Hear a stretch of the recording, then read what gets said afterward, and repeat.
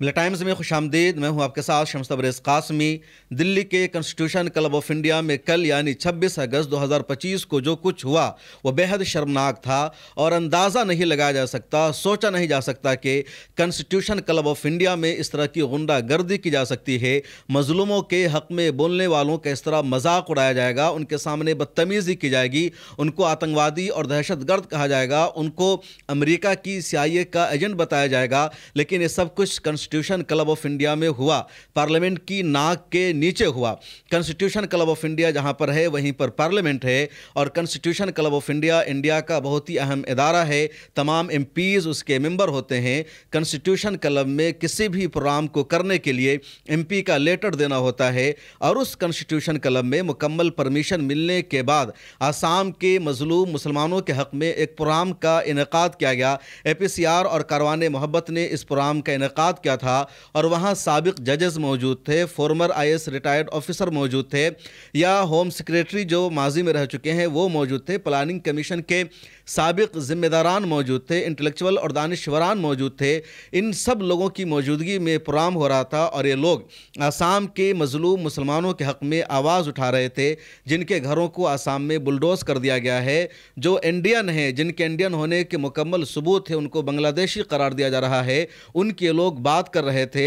और अब तक आसाम में तकरीबन 50,000 से ज़्यादा घरों को बुलडोज कर दिया जा चुका है और 50,000 घरों के बुलडोज होने का मतलब यह है कि कम से कम 2-2.5 लाख लोग बेघर हो चुके हैं। और इन सब की जब ये लोग आवाज़ उठा रहे थे तभी एक भीड़ कॉन्स्टिट्यूशन क्लब में दाखिल हो जाती है और ये लोग जय श्री राम का नारा लगाते हैं, तमाशा करते हैं। ये लोग कहते हैं कि हेमंता सरकार जो कुछ आसाम में कर रही है वो सही कर रही है। और ये लोग जो यहाँ पर बैठकर प्रेस कॉन्फ्रेंस कर रहे हैं, आसाम के मुसलमानों की ये जो बात कर रहे हैं, ये अमेरिका से फ़ंड लेते हैं, ये CIA के एजेंट हैं, ये देश का माहौल ख़राब कर रहे हैं, सब आतंकवादी है, इनके ख़िलाफ़ एक्शन लिया जाए। और ख़ूब हंगामा करते हैं, तमाशा करते हैं और इतना तमाशा करते हैं कि प्रोग्राम को रोकना पड़ जाता है। और यहाँ पहुँच कर लोग खूब हंगामा करते हैं, ज़बरदस्त बवाल काटते हैं। और अफसोस की बात यह है कि इसमें कुछ लोग ऐसे भी हैं जिनके सरों पर टोपी नज़र आ रही है, जो मुसलमान नज़र आ रहे हैं और लोग हेमंता सरकार की तारीफ़ भी कर रहे हैं। इनकी बेशर्मी को देखिए। मीर जाफ़र और मीर सादिक से भी बड़े गद्दार ये लोग निकले जो अपने आप को मुसलमान बताते हुए कह रहे हैं कि आसाम में जिनके घरों को बुलडोज किया जा रहा है वो इंडियन नहीं बांग्लादेशी है और सरकार सही कार्रवाई कर रही है। इन सब लोगों का कहना है कि वो एक हिंदू संस्था से ताल्लुक़ रखते हैं। क्या कुछ इन लोगों ने वहाँ पर कहा, किस तरह का हंगामा हुआ, पहले उसे सुन लीजिए।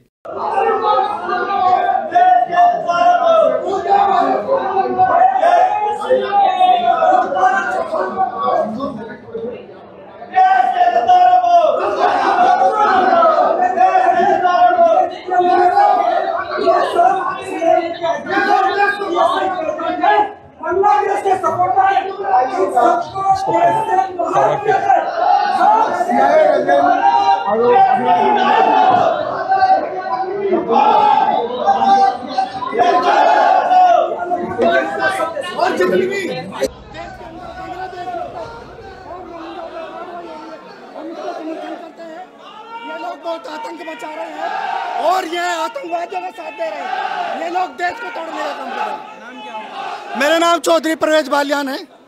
मैं मुजफ्फरनगर से प्रधान हूँ। लेकिन इसमें बहुत से लोग ऐसे भी हैं जो उनके बारे में क्या कहना है? ये बिल्कुल गलत बात है। ये यहाँ पे आतंकवाद फैला रहे हैं, हिंदू मुस्लिम दंगे करा रहे हैं और बांग्लादेशी मुसलमान, रोहिंग्या मुसलमान एक एक देश से बाहर जाना चाहिए। और जो उनको साथ दे रहे हैं, मेरा अमित शाह जी से और नरेंद्र मोदी से गुजारिश है कि उन लोगों को भी बाहर निकालो। इसमें जनसंख्या तो जो आसाम के मुस्लिम है, बांग्लादेशी है, उनकी कम है। आप लोग सामने क्यों नहीं आ रहे? आज तो पहली बार देख रहा हूँ। हम जो है राष्ट्रवादी मुसलमान हैं और ये देश भारतीय मुसलमानों का है, ना कि बांग्लादेशी मुसलमानों का है। एक एक बांग्लादेशी देश से बाहर निकालना चाहिए। अच्छा, ऐसे लोगों को जो गलत, जो हिंदुस्तानी होने के बावजूद उनको बांग्लादेश भेजा जा रहा है, इस पर आप क्या? किसको? जो हिंदुस्तानी है, उनके पास सारे कागजात, फिर भी उन्हें एक भी हिंदुस्तानी, हम ये कह रहे हैं, एक भी हिंदुस्तानी बाहर नहीं निकाला जाएगा, चाहे वो मुसलमान हो या हिंदू हो। लेकिन एक भी बांग्लादेशी, चाहे वो हिंदू हो या मुसलमान हो, सारे बाहर निकाले जाएंगे। अभी आप यहाँ पर क्या करने हैं? हम यहाँ पे अपना विरोध जताने आए हैं। ये लोग आतंकवादियों के आका है और ये कट्टरपंथ को बढ़ावा दे रहे हैं। हम ये चाहते हैं कि हिंदू मुस्लिम, जो भारत का हिंदू मुस्लिम है, ये कट्टरपंथ को बढ़ावा दे रहे हैं। ये बांग्लादेशी मुसलमानों का हितैषी क्यों कर रहे हैं? जो भारत का मुसलमान है, अरे इंडियन मुसलमान परेशान ही नहीं है। अरे हम क्या रहे, भारतीय मुसलमान खुश है, भारतीय मुसलमानों को कोई दिक्कत नहीं है। लेकिन आप आए हैं मुजफ्फरनगर से, लेकिन परेशान आसाम का मुसलमान है ना, तो आप मुजफ्फरनगर से आए हैं, परेशान आसाम का मुसलमान है, तो आपने उनसे बात की? अरे मैं असम 54-55 बार जा चुका हूँ। असम के मदरसा अटैक हो चुके हैं, असम के मदरसा अटैक हो चुके हैं। असम का मुसलमान खुश है। जो बांग्लादेशी मुसलमान है, जो रोहिंग्या मुसलमान है, जो असम की मुस्लिम लड़कियों के साथ और असम की हिंदू बेटी बहन बेटियों के साथ, उनका हेमंत बिस्वा शर्मा जी दिमाग ठीक करने का काम कर रहे हैं। जो है कोई भी एक झूठ नहीं है। मेरा आप एयरपोर्ट से चेक कर लो सारी चीजें। मैं 60 बार असम जा चुका हूँ। बेकसूर का किसी का घर नहीं टूटा। अब आप एक बात बताइए, ये अपने घर में क्यों नहीं रखते हमको लोगों को? बांग्लादेशी मुसलमानों को, रोहिंग्याओं को अपने घर में रखते हैं। ये देश बांग्लादेशी मुसलमान है। लेकिन बात सुने, आप बांग्लादेश इन सारे लोगों का टिकट मैं कराऊंगा और ये मेरे साथ में असम चले। एक भी असम का मुसलमान परेशान नहीं है। ये राजनीतिक प्रोपेगेंडा इनका जो है, ये नफरत फैला रहे इस देश के अंदर। लाखों बांग्लादेशियों को आने किसने दिया? सरकार ने दिया, तो सरकार उनके ये कांग्रेस के राज का आए हुए हैं यहाँ पे। ये कांग्रेस के राज का आए हुए हैं यहाँ पे।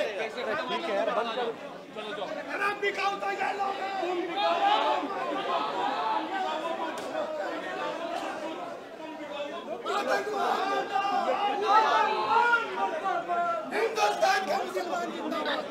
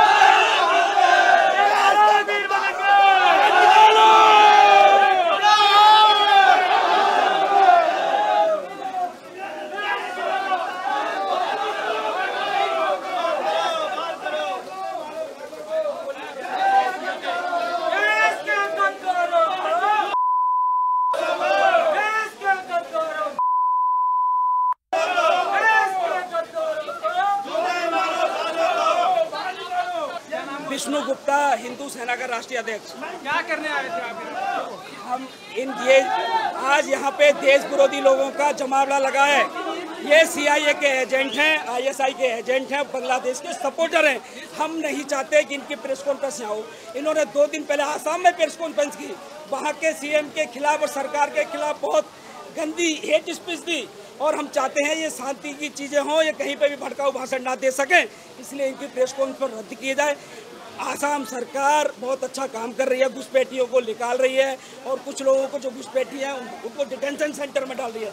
इनको ये अच्छा नहीं लग रहा। अरे जांच कर रही है ना सरकार जांच। अरे भाई सरकार जांच करेगी ना, या अब सरकार बढ़िया है, आप लोगों सरकार की एक कमेटी है। अरे सरकार गलत कर रही है, आप कोर्ट में जाओ। आप हिंसा फैलाने की बात क्यों कर रहे हो? पब्लिक अवेयर नहीं करिए, हेट स्पीच कर रहे हैं। और इनका इतिहास देखिए, ये CIA के फंडिंग पर यहाँ भारत में जगह जगह कार्यक्रम कर रहे हैं। ISI के फंडर इनको फंडिंग कर रहे हैं और बांग्लादेश के सपोर्टर हैं ये लोग। ये नहीं चाहते भारत उन्नति करे, भारत तरक्की करे, भारत में घुसपैठ की समस्या खत्म हो। आप किस संगठन से हैं भैया? मैं हिंदू सेना, मैं नेशनल प्रेसिडेंट हूँ हिंदू सेना का, विष्णु गुप्ता। जो इलीगल रह रहे हैं, हम चाह रहे हैं जो भी इलीगल रह रहे हैं उनको यहाँ से बाहर करो। ये बात तो वो लोग भी कह रहे हैं। क्या कह रहे हैं वो? अरे वो तो उनसे फंडिंग ले रहे हैं, उनसे काम कर रहे हैं, ऐसे काम कर रहे हैं। क्या कर रहे हैं? ये तो उनके समर्थन में खड़ रहे हैं। इनकी कोई सी PC निकाल लो, कोई सा रिकॉर्ड निकाल लो, प्रशांत भूषण का निकाल लो, आप प्रशांत भूषण का रिकॉर्ड निकाल लो ना, और इनके संगठन रिकॉर्ड निकालो, किससे के इन्होंने बयान दिए हैं, सारा ऑन रिकॉर्ड है। क्या दिक्कत है? आप जाइए ना गूगल पर, जाइए सर्च करिए, संगठन आप सर्च करिए, देखिए कौन कौन से काम करते हैं, कौन कौन सा रिकॉर्ड है इनके खिलाफ। देश विरोधी कितने काम करते हैं आप देखिए ना। अरे उनको निकाल ही सकते हैं, गवर्नमेंट निकाल ही सकती है, क्योंकि मैं हूँ, मेरे पास डॉक्यूमेंट है सारे। तो मेरे को कैसे निकाल देगी गवर्नमेंट? है दिल्ली से ही हूँ मैं, कैसे निकाल देगी बताइए ना। दिक्कत तो उनको हो रही है जिनके कोई डॉक्यूमेंट ही नहीं है, जो इलीगल है। ये तो ये दूंगे कि समर्थन में है उनके। और दूसरा इनका संगठन आप सर्च कर लिया गूगल पे, पता जाएगा इनका संगठन कब रजिस्टर्ड हुआ, कब से क्या क्या गतिविधियां कर रहे हैं। ये है कि इस हॉल के इंतजामकार हमसे ये कह रहे थे कि हमें लगा कि ये आपके ही आदमी है और इसलिए हमने इनको नहीं रोका। तो जो आप असम में देख रहे हैं उसका एक एक्सटेंशन आपने दिल्ली में देखा अभी कॉन्स्टिट्यूशन क्लब में। और ये हिंदुस्तान की कॉन्स्टिट्यूशनल अथॉरिटीज ने किया, एक जिंदा मुजाहिरा। और इसके साथ आपने एक और चीज देखी, वह था मेन स्ट्रीम मीडिया की या बिग मीडिया की इस मीटिंग में दिलचस्पी, जो कि इस मीटिंग में दिलचस्पी नहीं थी बल्कि कुछ और था। और इसलिए भीड़ के साथ वो बड़ा मीडिया भी बाहर चला गया।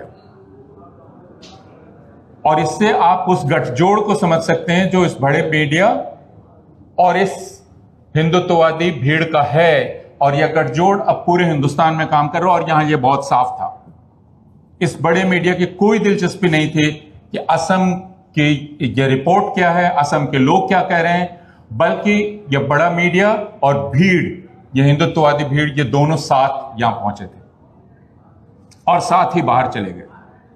हिंदुस्तान में जो हिंसा हो रही है उसे कौन भड़का रहा है, या कम से कम आज इसका जिंदा नमूना हम लोगों को दिखलाई पड़ा। तो आपने सुना, देखा किस तरह इस भीड़ ने गुंडागर्दी की है, इन तमाम लोगों को परेशान किया। बहरहाल पुलिस की मदद ली गई, पुलिस को बुलाया गया, उसके बाद किसी तरह इन लोगों को बाहर निकाला गया और दोबारा ये प्रोग्राम शुरू हुआ जो आसाम के मजलूमों के हक में था। और इस प्रोग्राम में अहम लोग मौजूद थे, जैसा कि मैंने शुरू में कहा। और जो अहम लोग हैं उनके नाम को भी आप जान लीजिए। स्क्रीन पर इस प्रोग्राम का पोस्टर भी देख लीजिए।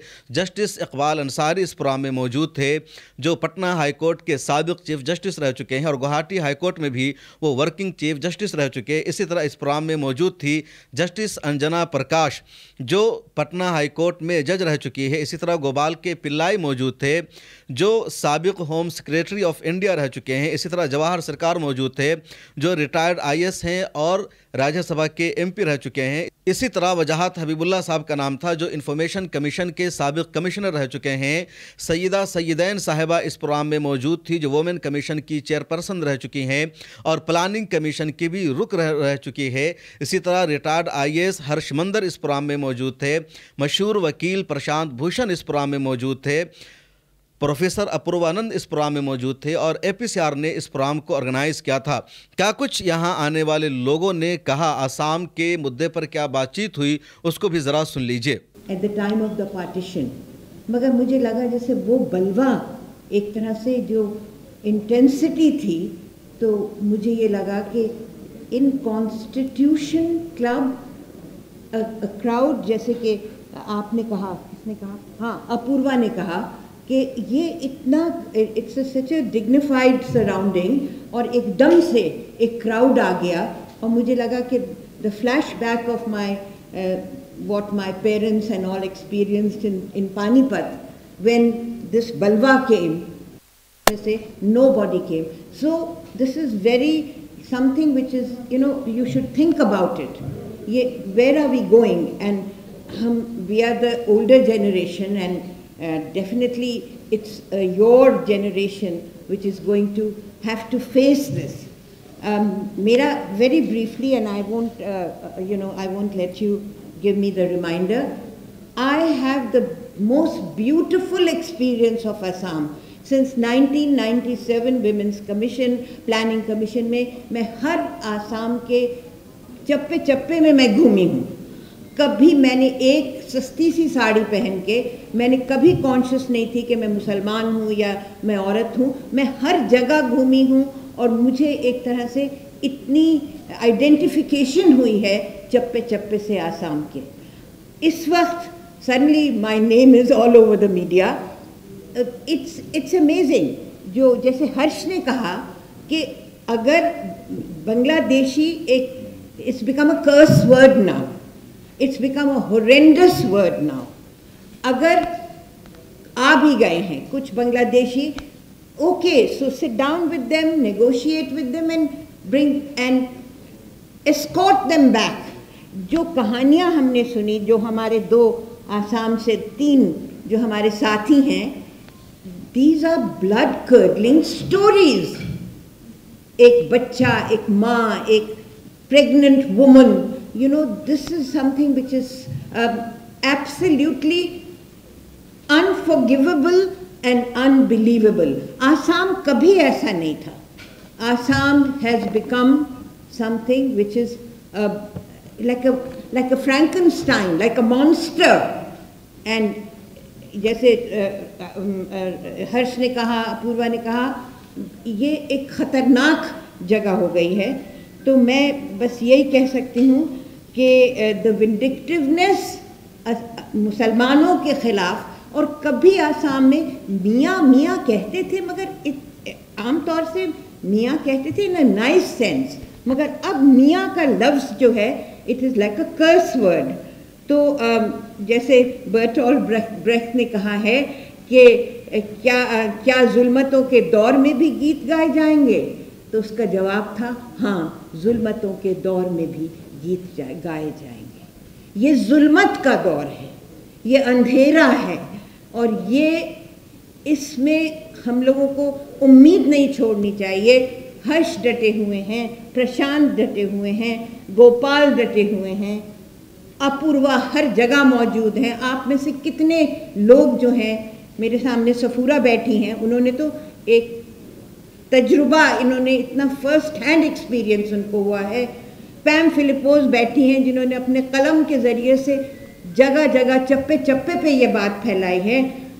हमको कभी उम्मीद नहीं छोड़नी चाहिए. जैसे अल्लामा इकबाल, भाई वो भी अल्लामा इकबाल हिंदुस्तान के भी थे, पाकिस्तान के भी थे, मगर उन्होंने ये कहा था कि खुदा के बंदे तो हैं हज़ारों, खुदा के बंदे तो हैं हज़ारों, बनों में फिरते हैं मारे मारे. मैं उसकी बंदी बनूंगी जिसको खुदा के बंदों से प्यार होगा. ये मोहब्बत, ये एक तरह से ह्यूमैनिटी, ह्यूमनिज्म, गंगा जमनी तहजीब, ये कल्चर, ये तहजीब, ये हम कहाँ छोड़ आए.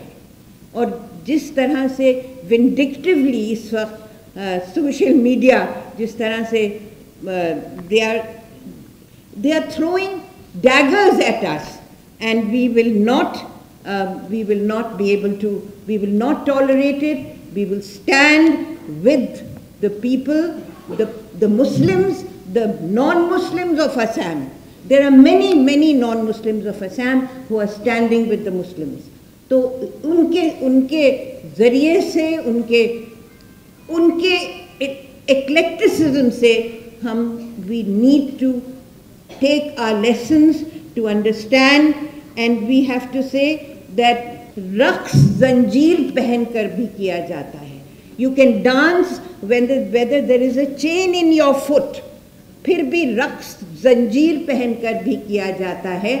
तो ये we cannot give up, and we will not give up.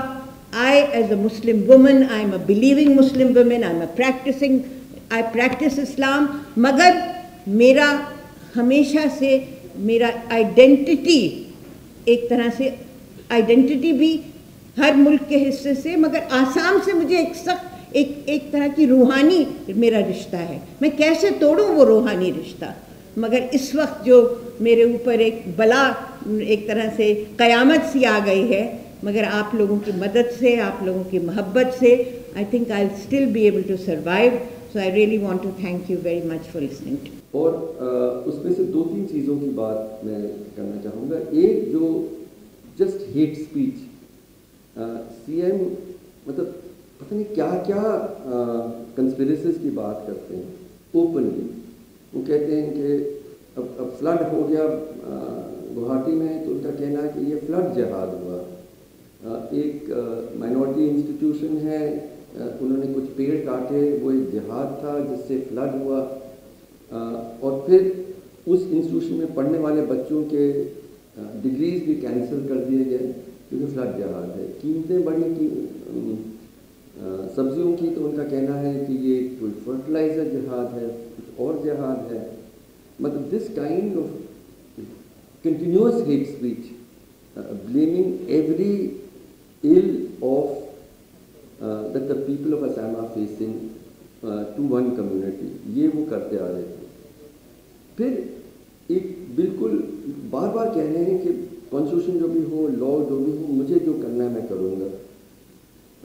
अभी रिसेंटली फॉरेनर्स ट्रिब्यूनल्स का ही एक्चुअली अनाउंस्ड कि फॉरेनर्स ट्रिब्यूनल्स में जो मामले किसी और कम्युनिटी के लोग हैं वो सब बंद कर दिए जाएंगे, सिर्फ मुसलमानों के खिलाफ जो केसेस होंगे वो चलेंगे। How can a constitutional authority be even allowed to make a statement like this and it goes unchallenged? तो ये भी है। The most immediate context in which we went, I will talk about two things. एक जो जिस demolition की बात आपने कुछ हम गए थे गोलपारा, तो कुछ बातें आपने सुनी। संक्षिप्त में दो तीन चीज़ें इसमें कहना ज़रूरी है। एक कि असम के हालात में land records, even compare to other parts of the country, it's very hard to maintain land records because of the ecological nature. वो एक जगह मतलब रिवरविन आइलैंड्स हैं, फ्लड हो जाता है, वो टूट जाता है, वहाँ से कोई और कहीं बनाता है, वहाँ से कोई और बनाता है, and it's not only this community that is doing it. So proving that you have land records is difficult for a large segment of people. अब उसको लेके आप तय करते हैं कि हम बस एक ही कम्युनिटी के इंक्रोचमेंट्स को हम हटाएंगे। That is in large process. जैसे हम गोलपारा में गए, and then the cruelty with which it is being done. बीच बरसात में आप 1600 लोगों के घर को आप बिल्कुल तोड़ देते हैं। There is no immediate use for that land in any way, but in the middle of the monsoon आप उनको घर से बेघर कर देते हैं। कोई रिहेबिलिटेशन की कोई प्रक्रिया नहीं है। एक कैनवस के नीचे किसी तरह से अपने बच्चों को लेके लोग बरसात के बीच में गुजार रहे हैं वक्त। एक लड़का प्रोटेस्ट करता है, 19 साल का, उसको गोली मार के उसको मार दिया जाता है। जो डर का वातावरण बहुत एक्सट्रीम है। This is not a process that should be permissible. And then we ask उन 1600 लोगों में नॉन मुस्लिम्स कितने थे और कम्युनिटीज़ के भी लोग अफेक्टेड होंगे। उन्होंने कहा कि इंक्रोचमेंट्स, हम जिसको आप इंक्रोचमेंट्स कह रहे हैं, हर कम्युनिटी के लोग थे। 100% the encroachment removal is of one community. This is not how a constitutional government can be allowed to function. And one more thing that I wanted to underline, मैं पुरवन से घबरा रहा हूँ कब वो हम चेक भेजेंगे, आ ही गया जो है, मैं फेंक रहा हूँ पर एक आध महीने पे ख़त्म कर देता हूँ। The other thing that I just wanted to focus very, very importantly is this whole business about detention centers and pushback. देखिए, आप डॉक्यूमेंट्स नहीं प्रस्तुत कर पा रहे हैं, इसलिए आपको फॉर्मल घोषित किया जा रहा है। कई बार एक्सपार्टे about 60% of the cases, अभी एक स्टडी हुआ, 60% were done without even hearing the person. आप डिक्लेयर कर रहे हैं उनको फॉर्मूला, और इतना बेसिस कि आप जो इंग्लिश में मतलब Arabic name in Bengali then put in English, उसमें कुछ स्पेलिंग मिस्टेक होगा और आप फॉर्मूला हो गए। ये सारी प्रक्रियाएं करने के बाद लोग डिटेंशन सेंटर में भेजे जाते हैं। डिटेंशन सेंटर के डर से कई लोगों ने सुसाइड किया। हम उन परिवारों के साथ अभी भी काम कर रहे हैं। डिटेंशन सेंटर के अंदर क्योंकि NHRC ने मुझे जिम्मेदारी दी, तो मैंने उस अधिकार का इस्तेमाल करते हुए I insisted on going to the detention centre, and it is a sight an experience I never forget. क्योंकि जेल के हिस्से में एक जेल बनाया जाता है, मतलब जो जेल मतलब आप उम्र कैद में भी हैं तो आपके कुछ हक होते हैं, आप बाहर निकल सकते हैं, घूम सकते हैं वगैरह। वो in a space just little bigger than this, महिला जेल का एक हिस्से में महिलाएं कोई 5 साल कोई 7 साल तक उसमें वहाँ से कभी बाहर नहीं निकले। उनके हस्बैंड कहीं और हैं, बच्चे बाहर हैं, और ये completely against international law. International law से आप 3 महीनों से ज़्यादा नहीं रख सकते अनडॉक्यूमेंटेड पर्सन को, आप फैमिलीज को नहीं सेपरेट करते, आप जेल में नहीं रख सकते, पर ये सब उन्होंने किया और ये प्रक्रिया चली। लेकिन ये जो पुशबैक है, इसी पे मैं ख़त्म करना चाहता हूँ। पुशबैक इसी, अगर आप फॉरेनर, कोई फॉरेनर है, कोई भी नहीं कह रहा है फॉरेनर है, तो ज़रूर उसको आप लीगल प्रक्रिया से अपने देश वापस भेजें। वो प्रक्रिया बांग्लादेश सरकार भी तैयार है। You sit across the table, you say this is somebody who is a Bangladeshi, this is our evidence, this is his or her address, they verify that and then they take the person. No problem with that process. लेकिन आप कर नहीं सकते क्योंकि आप जानते हैं कि वो एक्चुअली कि वो बांग्लादेशी नहीं।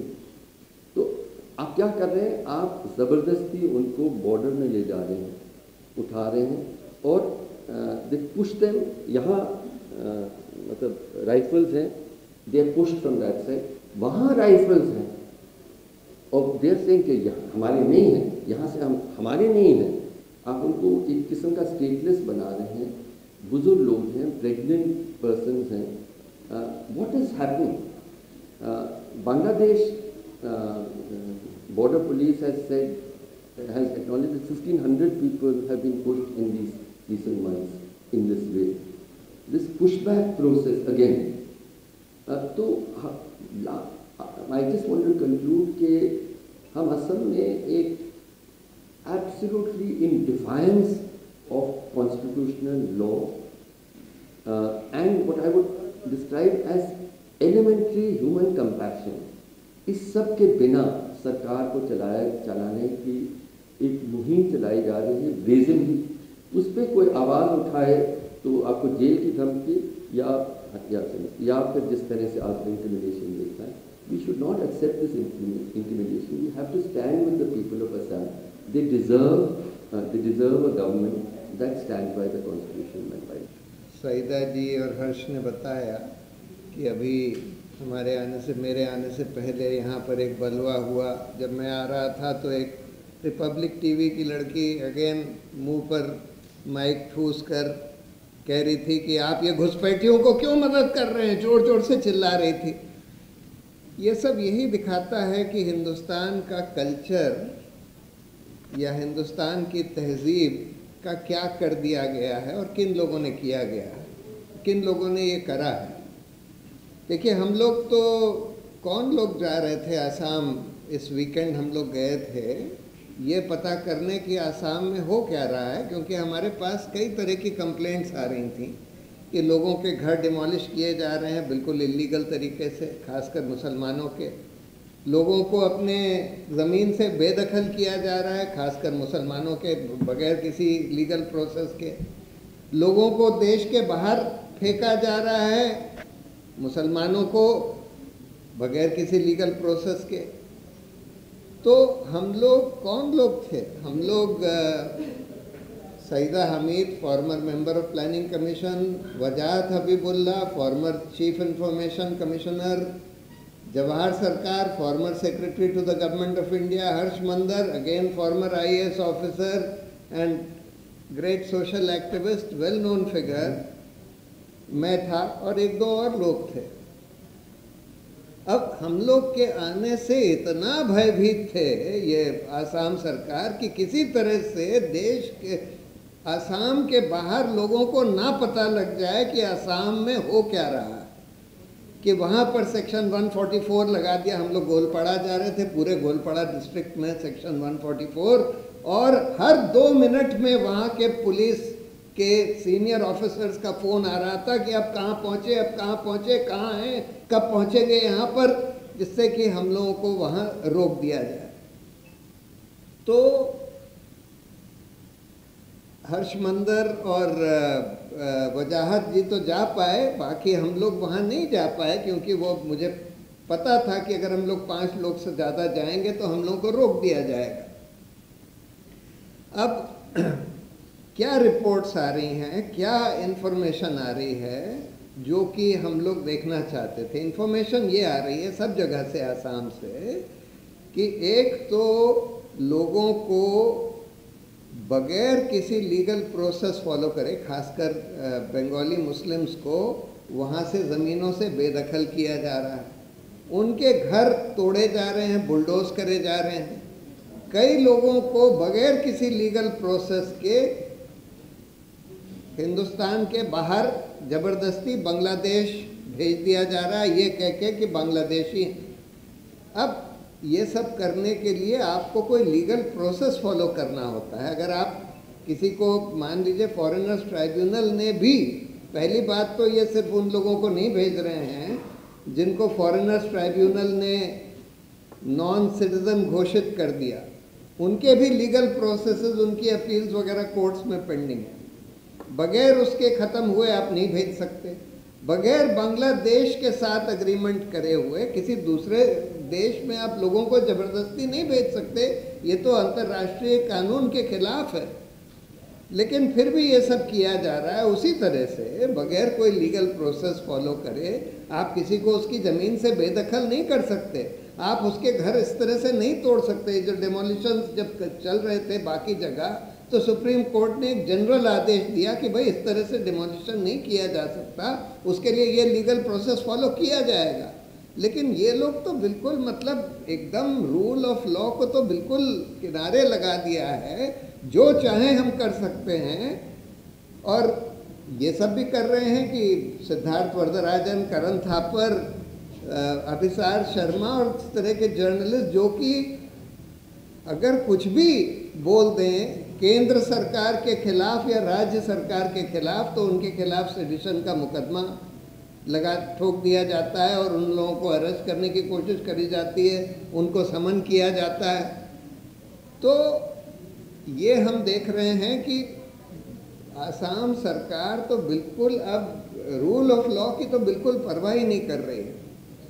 दूसरा, जब हम लोग वहाँ आसाम में थे तो एक तो हमने ये देखा कि कई जगह, खासकर जो ट्राइबल एरियाज़ हैं, कार्बी आंगलोंग, 3 ट्राइबल डिस्ट्रिक्ट्स जो हैं आसाम के, वहाँ के लोग आए कई सारे, और उन्होंने बताया कि यहाँ पर धड़ाधड़ लैंड एक्विजिशन या ज़मीनें जो है जहाँ पर ट्राइबल्स रह रहे हैं और सैकड़ों साल से रह रहे हैं, उनको उनकी ज़मीनें ज़बरदस्ती छीन कर बड़े बड़े कॉरपोरेट घरानों को दी जा रही हैं, या तो सोलर प्रोजेक्ट के लिए, सीमेंट प्लांट के लिए, ये पाम ऑयल कल्टीवेशन के लिए। पाम ऑयल कल्टीवेशन का किसको दे रहे हैं? पतंजलि।